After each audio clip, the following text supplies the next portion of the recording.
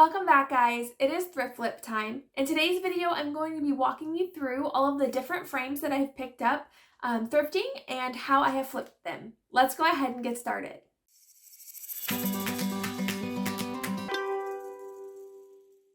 Like I mentioned, I have picked up several frames along the way on my thrifting journey, and in today's video, we're just going to focus on the frames themselves, give them a makeover, and kind of see all of the different ways that you can reuse them. I have three. I have a very small one. This one I actually picked up from clearance at Hobby Lobby. I had to go in there for some balsa wood for actually the big frame that we're using, and happened to stumble upon it at an amazing price. So I grabbed that one. The second one is the gold frame that I had picked up at my local thrift store, and we're going to give it a pretty makeover. And then the third one is this giant, really beautiful, I don't even know what it's made of, but it's a fall picture, which I know it is a pretty picture already by itself. And I think with painting up the frame and getting rid of all the dinks and scratches all over it, it could be a really nice picture. However, when I found it, I had a different vision for it. So I know some of you might be upset that I'm going to completely redo this, but someone else got rid of it because they no longer wanted it and it no longer served them, and I happened to be the one to give it its second life. So I am going to be remaking this entire thing, but I promise you it'll be worth it. Like I do with any of my items, I start by removing any of the stickers. That includes price tags, store tags, anything that's left on it, and giving everything a good cleanup, wiping it down, get all the dust and grime off of it. That way we have a clean slate whenever we are ready to start. Now for this little picture frame, I am going to remove the chain hanger on it. I think it's super cute, but it's not really gonna match what I plan to do with this. So I took it off and I just put that in storage because I will probably use that on another project at some point. Now for this, I have this really pretty, it was like a wooden wreath, like with the leaves, or like a wooden vine wreath almost. And it snapped literally like 2 days after I got it. I wanted to do a project with it and wasn't paying attention and I broke it. And so it's just been sitting here needing something to happen with it for a long time, but I wasn't really sure what to do with it until I found this frame. I thought it would be super cute if we can inlay the wood leaf or wood vines into this frame and make a really cute backdrop for it. So to start with the frame, I am just using some chalk paint. It looks white, but it's actually an off-white that I had mixed up a while back for a different project. So I'm just gonna paint that on, give it 2 coats, let it dry thoroughly, and then I'm gonna sand it down and give it a good distress. I'm also going to be using the off-white on this little round oval. I picked this up at Michael's in their little like dollar section at the front of the store. If you know, like where all of the bins are with all of their little things, they had a bunch of different little wood shapes. So I picked up a few of those just to have on hand, which works out perfect because I'm going to be using that to help embellish this picture frame as well. So I'm going to paint up this oval to match the outside of the picture frame and set it aside. For the leaf vine part of it, it's nice and wood. I'm going to be using the Waverly wax, antiquing wax that has already been watered down. I like to do this so it spreads on a little more fluidly. It's not as dark of a stain. That way I can control it a little better. If you want that dark, nice, thick wax, then by all means do your thing. But I do personally like to mix water in with my wax, just like I said, to dull it down a little bit and also to help the application a little more. So you just paint that on. If you're doing any type of wood that shows like good grain, go along in the same direction as the grain. And then with this one, because it's like this nice like raw, it's gonna just absorb all of that extra. But if it's not a piece that's nice and raw like this, make sure you have some paper towels on hand. That way you can wipe away any of the excess wax. Now, I went ahead and waxed both sides of this vine just because I'm not sure which direction I'm wanting them to flow at the time. And then that way also, I don't plan on putting a back on this. If you look at it from the other side, it still looks complete and not super messy. So I'm going to set that aside and let that dry as well. Now, my next plan is to go ahead and take some of that Waverly wax and put it on the outside of that oval that I had painted up to be the same color as the frame. I want to do this just to make it look a little aged or distressed on the edges. I'm not worried too much about how it really looks because I am going to be decoupaging on top of it, and it's just going to barely show through. So I'm just making sure I get the edges, make it not look super crazy, but I'm not too worried about it fading in at all or anything, or there being like any harsh areas, because you won't be seeing those. So once that is done, I'm going to set that aside and let that dry, and I'm going to get out my polyacrylic. I'm using polyacrylic to seal in the frame to make sure that that chalk paint doesn't go anywhere. That is after I gave it a good distressing. I just used my 120 grit sanding block and gave it a good distress all on the edges, just to bring that dark brown from the original frame back, to kind of pull the entire thing in once it's done. So after sanding and wiping everything down, I gave it a coat of the polyacrylic, and then I set that aside to dry. Meanwhile, I pulled out my Jim Holtz Ideology collage paper. It's this one. I have it linked in the description of my affiliate links of where I got this from. This paper is super cute. It does repeat itself, but I have used this in so many projects lately. It's adorable every time. I'm happy every time. They do have 3 other types of it that have different images and stuff on it that I do think I'm going to go ahead and purchase here soon. But it's just perfect. It's like the perfect texture. You know, it's the decoupage paper. It's made for doing this specific thing, and it just goes on so beautifully, and I really, really love the design of it. It's just beautiful. So I'm going to be sealing this in with some polyacrylic. Now, you can use Mod Podge or whatever else, what other type of sealer that you want to use to decoupage this on. All you need to do with any of those is to go ahead and apply a layer down on the surface that you're decoupaging onto. And then once you're ready, you know, go ahead and have your paper that you're using cut down to size. Make it sure it's a little bigger so you have room to move it around if you need to and cover all of the edges. But then lay that down on top, starting from one side all the way to the other, or in the middle going out from the center. That way you can try to avoid as many wrinkles or any like problem areas as possible, and then smooth it out to the best that you can. I don't have a little roller or anything, so I just use my fingers to smooth it out the best I can. If it's like feeling really tacky or sticky, then I try to not do that and use like a Ziploc bag or something with hard plastic to kind of help smooth it out. That way you're not going to rip it or cause any further problems. Once you have it in place to where it needs to be and it's all smoothed out, you're going to want to do another coat of whatever your sealant is over top of it. Again, for me, that's the polyacrylic. After I let that dry, I'm going to be using my sanding block and just going around all of the edges of the oval. So what I want to do is right on that top edge where the paper is on the wood, I am moving in a downward / diagonal motion. So I'm not going straight down, but I'm kind of going down at an angle. And what that's doing is that's just sanding that paper away, giving me a very clean and finished look where the paper meets the edge. I'm going to go and do that very carefully all the way around. I'm going to remove all of the edges. They come off nice and clean. If they don't, I just hit it a few more times with that sandpaper to make sure. And then I hit it one more time with the polyacrylic just to make sure all of my edges are down nice and good. It's not going to peel back in any way, and that everything is secured.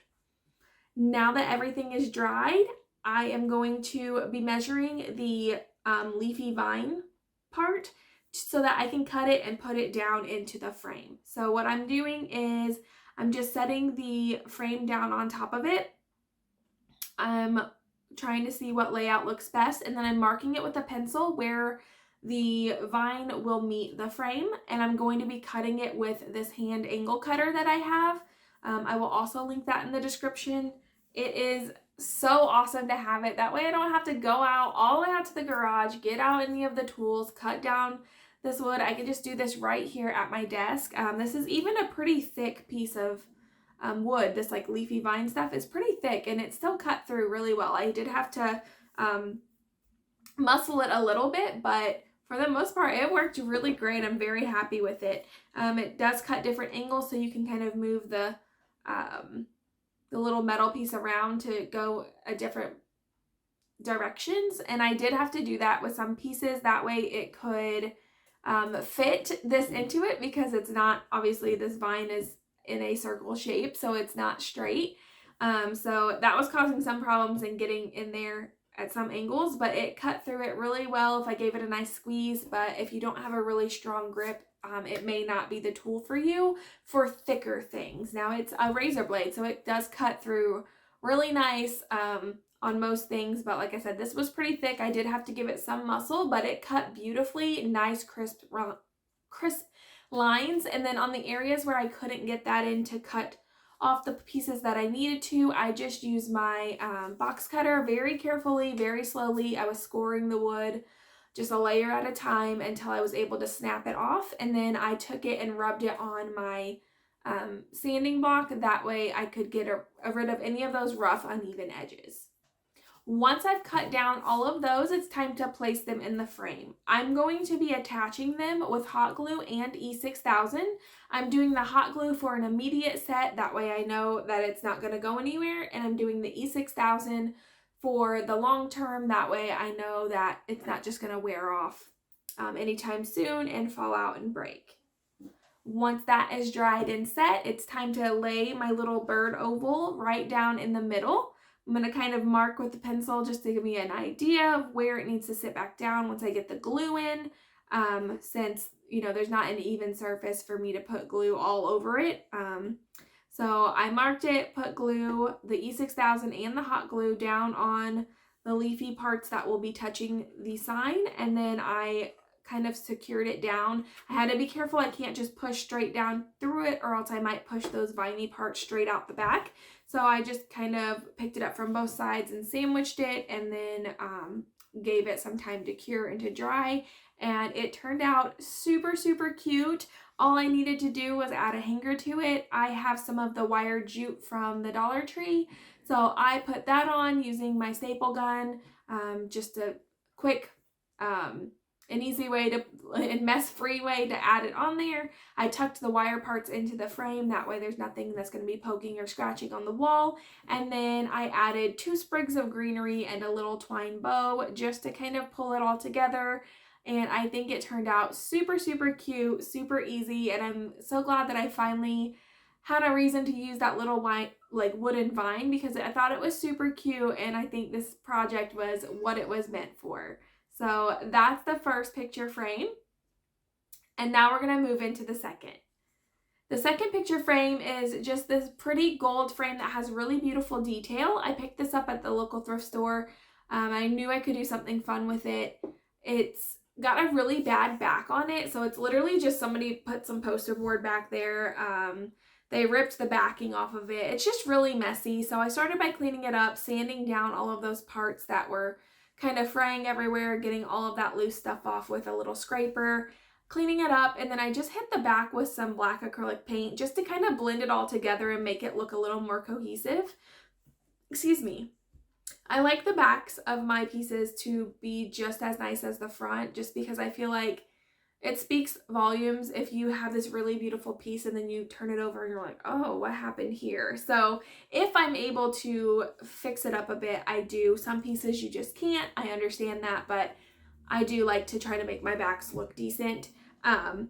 So for this, I'm just going to be using some white chalk paint. I'm going to paint the entire frame.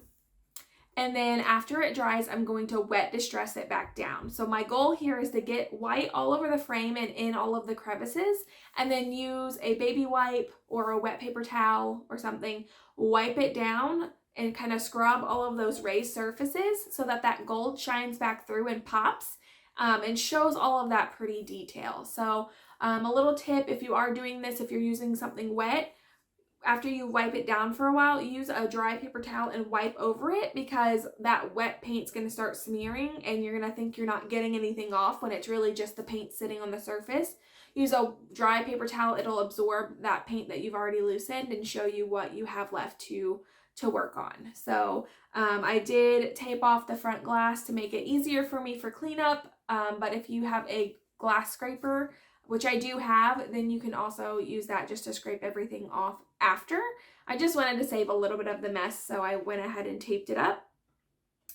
Once that was done, I sealed it with polyacrylic just to make sure that everything's going to stay in place. Now I know polyacrylic is meant more for wood pieces, but it works pretty good for me on the few times that I have used it on metal, but I haven't used it directly on metal, if that makes sense. Like if I've used it on something, it's already been spray painted or chalk painted or something. There's a layer of something else for the polyacrylic to grasp to, not the metal itself. So that's what I use to seal it up. If you're not comfortable with that, use some Rust-Oleum spray paint or something of that sort.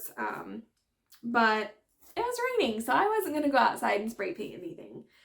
After that was sealed up, I put it aside. I do have some of this really pretty gold foil paper that came with my Cricut Maker whenever I bought it in a bundle. And I've been wanting to use this paper because it's so pretty, but I wasn't sure what to do with it. When I saw this frame, and it made me think of it immediately because the golds really went well together. So I want to just keep it nice and simple. I'm going to cut this down to size to fit into the frame, and then I'm just going to use one of my stencils that I picked up from Amazon and do a cute white stenciling on it. I'm only going to do one. I'm not going to get crazy with it. Sometimes less is more. So I'm just going to do one in the center. This is going to be the perfect piece to add in. It's not going to be the focal piece of, you know, your little vignette that you're setting up, but it's going to be that thing that just kind of pops and makes everything kind of come together and draw together. So that's my goal for this one. So I went ahead and taped down my stencil. I did 2 light coats of just the chalk white paint that I was using for the frame. That way everything matched. And then I set it aside to dry. And then I'm going to be using some of the Styrofoam like poster board stuff that I picked up from Dollar Tree. They actually have a black one that I picked up that was perfect for this. So I measured down and cut out a block for that. And then what I did for this, because I wanted to make sure it fit nice and tight, I kind of laid it on there, and then I used the box cutter and I kind of just like sawed out the parts that I needed. That way I knew it would have a nice snug fit. So once that was prepped and ready, and everything was ready to put back together, I cleaned up the glass to make sure it was clean, because once I put the back in, I can't do anything about it. I put the gold paper down in there, and then I used a little bit of hot glue on all 4 corners, just because I want to make sure that foam board stays in place, but I also want it to be easily removed if somebody else wants to change the picture out. So I put 4 dots in the corners, pushed that down, and the second frame is done. I love how simple but elegant this piece is. I love the detail of the frame. It's so simple. It's just a picture of a stenciled stencil. So it's really nothing fancy, but I feel like it gives off very elegant vibes, and I really, really enjoy it. Like I said, I love the detail in the frame. So if you see any frames laying around like this for cheap, you can do great things with them. So don't pass them up, guys. We have 2 of the frames done. Which one so far is your favorite? I would love for you guys to let me know in the comments which one of these turned out to be your favorite project. Also, if you have old frames that you've picked up, or any of your projects really, feel free to join me on my Facebook group page. It's Inspiring Creativity, Crafting with Candace. It's just a place where we can all share our projects, bounce ideas off of each other, and just support each other in the different projects and things that we put our heart and soul into. The link is in my description, and I would really love for you guys to join me over there. That way we can have another place to communicate and, like I said, actually share your pictures with me. Share with me the projects that you guys are doing. I would love to have that interaction and communication. It doesn't have to be inspired by me. One of your other creators that you like to follow. Creativity from your own mind. I know a lot of my projects I don't get from other people. It's just I can see it in my head and I'm like, okay, we're doing this. So share that with me. I love to see the talent that is out there, everybody else's abilities in crafting, and just share those ideas with each other. So consider meeting me over there. Like I said, the link is in the description. And let me know which one of these is your favorite so far, or would you have done something a little different than me?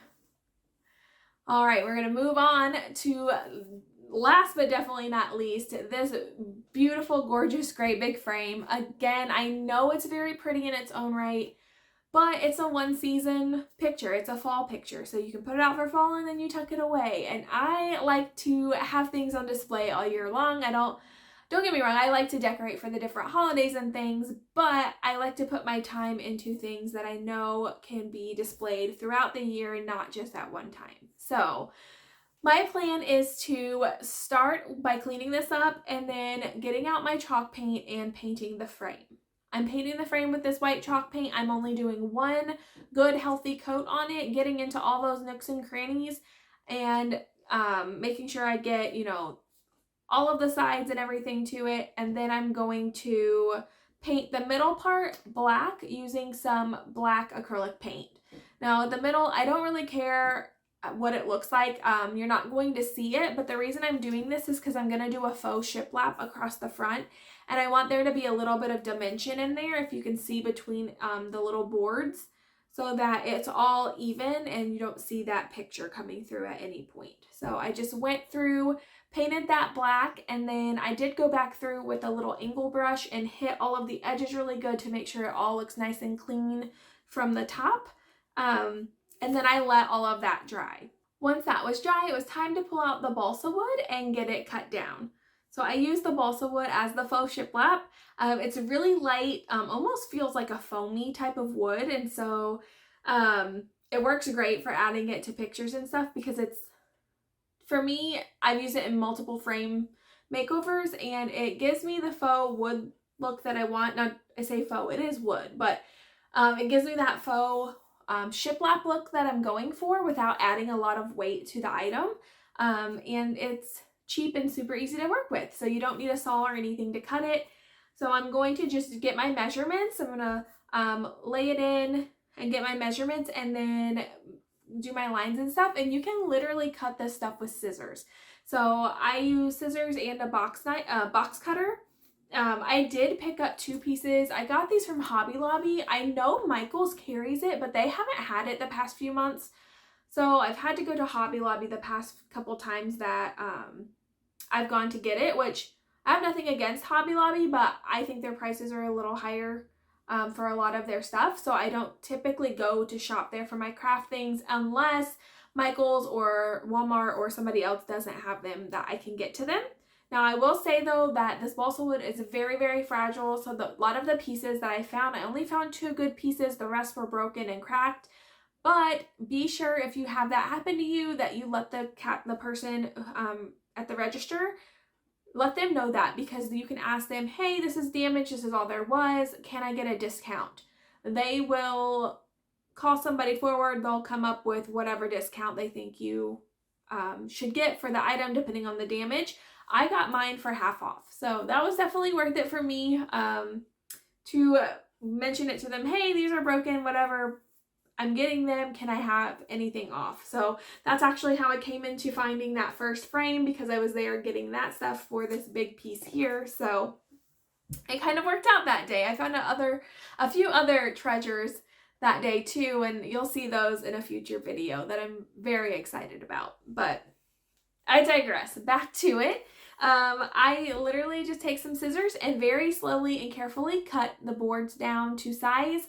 I like to cut them slightly bigger just to make sure that I don't like cut off too much, because once you cut off too much, there's nothing you can do about it. You're going to see it if you have to patch it. You can run out quick. So I like to cut it a little bigger and then trim it down slowly until it fits in there. And then the other thing I like to look at so for this one, 4 pieces could fit, but not all 4 of them completely. So I had to trim off part of the top piece and part of the bottom piece. Now it's up to you, this is preference. You could put 3 pieces in and only have to trim 1, but I like the even look of putting the 2 in the middle and then taking the difference from the top and the bottom. So the way I did that was I laid everything in there, saw how much was sticking out on the bottom piece, and I marked that. Then I divided that by 2. I marked my wood and I cut it with some scissors, and then I also took my box cutter and kind of shaved off that edge. Remember, this does have like wood splinters and stuff in it, so just be careful. And then I took that same exact measurement of that I cut off from the bottom board, and I cut that off from the top board. Once I got the top board all cut and cleaned up and ready to go, I was able to set everything to the side, get that Waverly antique wax that's already kind of watered down, pull it back out, and it's time to give these a nice waxing. I don't really want this super natural color. I want it to have a nicer, darker tone to go up against the transfer I'm going to put on it. So I am just taking my paintbrush and painting this on. Again, this stuff absorbs really well, so be pretty light-handed if you don't want a dark color, and then trying to move quickly and move from one side of the board all the way to the other. Go in sections, horizontal sections, I guess, if you're painting horizontally. That way you're going from one edge of the board to the other, and then you can move down and do it again. You don't want to work on just one side and then the other, because when they meet in the middle, you're going to see the line where the wax meets itself, because it's going to overlap, and it just, like I said, it just absorbs so quickly. So to avoid any of those lines, it's better to have them going the same way as the green. That way they look a little more natural. So that's what I did with all 4 pieces. I set those aside to let them dry. While those were drying, I pulled out my sanding block. Again, it's a 120 grit, and I used that to sand the frame down. I wanted to have a nice like rustic look to it to match the picture that I'm going to be putting on here. And I wanted that brown from the frame to be pulled back out so that it will match the brown shiplap that I'm putting in the middle. So I sanded it down. I didn't sand too hard, but I gave it a good sanding to where it has a nice rustic look to it, cleaned it all up, and then I sealed it with the polyacrylic and set it aside to dry. Now, once everything was dry and ready to go, I'm going to pull out that E6000 and my hot glue gun again. I'm going to lay out the boards. I always start with the top and the bottom first. So I started with the bottom, put the E6000 on both pieces, and then I started with the bottom with the hot glue, put that one down into place, making sure it's even in all directions, and then touching the bottom. And then I did the same thing for the top, and then that's when I inserted my 2 middle pieces, just so that I know that everything is evenly spaced. If you work just from the top and go down to the bottom, sometimes you can get spacing off or something looks weird. Now I know everything will fit because I've already measured and dry fit it several times, but just to make sure that all of my gaps are somewhat even and flowing really nicely, I like to do it that way and then work it in the middle. I did set my tape measure and the paint on top of it just to kind of hold it in place, make sure everything adhered really nicely, because these boards can warp a little bit whenever you paint them or add moisture to them. So to make sure they're nice and flat and adhered well, I just set that on top until that hot glue dried, and then once it was done, we were ready to apply the transfer. Now I am using the IOD Botanist Journal transfers. They are so beautiful. If you want more details about these transfers particularly, I did a full video on them a couple weeks back. I will link that video in the description for you. I show you every picture that comes in that set. I give you the website where I ordered it from. I give you the tips and tricks that I learned on how to transfer them step by step, and what the things that you need to do. So if you want all of that information, that will be linked in the description below of my first IOD transfer video that I did a couple weeks ago. So we're just going to move along. I am going to be centering this. I want it to be even from this top and the bottom. So what I'm doing is I'm going ahead and trimming my sides. That way I can set it in the frame the way that it needs to sit. So very carefully and as straight as I can, making even cuts along the sides of the parts that the paper that I don't need. That way it will fit in and lay in, and then I'm using a ruler to adjust it to make it the same distance from the top and the bottom. Now I'm going to have to pick this back up to take the backing off, so I just used a couple pieces of masking tape to add to the frame to give me a guideline of where that bottom part of the transfer, like the transfer paper, needs to go. That way I know it's on there even again and back in the same place that I just worked so hard to find. So I use that as my guideline. I set it down, and then you want to work from one corner to the other. I am using a little plastic palette knife because in true Candace fashion, I have already misplaced the little transfer tool that they send with you in the package. It's around here somewhere, but who knows.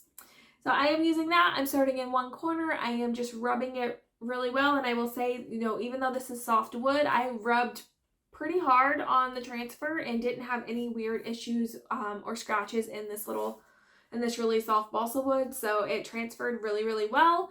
But like any other transfers, you have to give it, you know, a good scrub, make sure everything's coming off. And then what I like to do is as I work my way down, to not have to have so much to fumble with, I cut the pieces of my transfer off.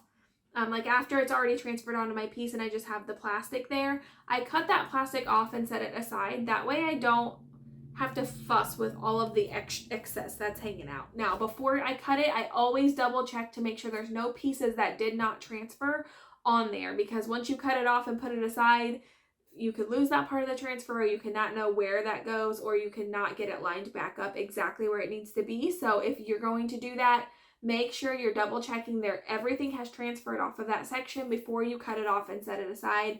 Again, I just do that because it works for me. It's just less to hassle with of that piece just kind of flapping around. So just make your way very carefully across. And this transferred absolutely beautiful. I love, love, love this, the Botanist journal. Am I saying that right? Who's to say? But it's just so beautiful, and I love the bird, and I love the wordings and all of the flowers and everything. This frame turned out exactly how I was hoping, so I'm very excited for it. You do have to seal these transfers with some type of water-based sealant, so I am going to be using the polyacrylic again. Less is more when it comes to coating these transfers, so you are better off doing a few thin layers than one big massive layer, because it's so fragile that you could just like it could over absorb the sealer and just kind of like wash away or rip or tear anything. So I did a nice thin coat, and I did my entire surface. So I started at the top of where the shiplap meets and did that entire thing all the way down. That way everything looked the same for the final coat. So that was it. Again, let me know which one of these was your favorite. What would you have done different? Are you mad at me for painting over that pretty picture? Like I said, I understand, but I had a vision and I had to go with it. So I love all three of these pieces. Again, check my affiliate links in the description. I have the decoupage paper that I used, the angle cutters that I used, the IOD transfer information will be there. My Facebook group is there. Pretty much anything that you need or questions you may have, they are there. If not, hit me in the comments and let me know. Please, please, please give me a thumbs up if you enjoyed this content. If you think I did a great job, if you think I talk too much, thumbs up. Just throw me a thumbs up, guys. It does wonders for my channel and letting YouTube know that the content that I am bringing you guys is worth seeing and worth them pushing it out to others. I am so appreciative of all of the people who constantly come back and join us in this crafting journey. My subscribers are wonderful. Your support means everything to me. And if you are new here, I would love for you to become a part of our family here. I really, really do love all of you guys. I'm going to bring you guys in for a closer look, and I'll see you next time.